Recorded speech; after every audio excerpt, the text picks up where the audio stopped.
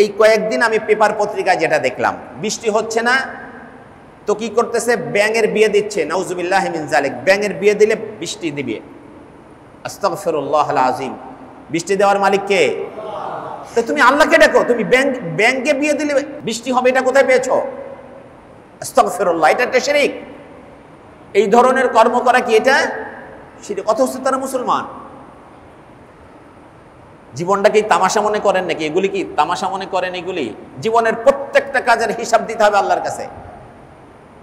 এই ধরনের শিরিক থেকে যেন আমরা বেঁচে থাকতে পারি, আল্লাহ পাক আমাদেরকে তৌফিক দান করুন। আল্লাহ বলছেন, ওমা ইউমিনু আকসারুহুম বিল্লাহি ইল্লা হুম মুশরিকুন। অনেক মানুষ আছে ঈমান আনে, সাথে সাথে শিরিকও করে। কারণ শিরিকের গুনাহ এমন গুনাহ, এটা মাফ হবে না, তাকে জাহান্নামে যেতে হবে। বিশ্বনবী সাল্লাল্লাহু আলাইহি ওয়াসাল্লাম বলেন, তোমাকে যদি কেটে টুকরো টুকরো করে ফেলা হয়, তোমার যদি আগুনে পুড়িয়ে ফেলা হয়, তবুও তুমি আল্লাহর সাথে কাউকে শিরিক করবে না। হ্যাঁ, আর একটা আছে হাদিসে কুদসি,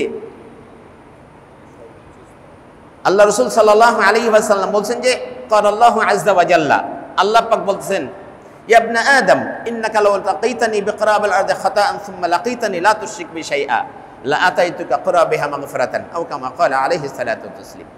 বিশ্বনবী সাল্লাল্লাহু আলাইহি ওয়াসাল্লাম বলছেন, আল্লাহ পাক বলতেছেন যে হে বনি আদম, আদমের সন্তানেরা শোনো, তুমি যদি দুনিয়া সমান গুনাহ করেছো, দুনিয়া সমান গুনাহ করে ফেলেছো, গুনাহ করতে করতে দুনিয়া ভরে ফেলেছো, এমন সমস্ত গুনাহ নিয়ে যদি আমার সামনে আসো, তার মধ্যে একটাও শিরিকের গুনাহ নেই, আমি আল্লাহ সমপরিমাণ ক্ষমা নিয়ে তোমার সাথে সাক্ষাৎ করব। আমি সব ক্ষমা করে দেব, কিন্তু এর মধ্যে যদি কোনো শিরিক থাকে আমি ক্ষমা করব না।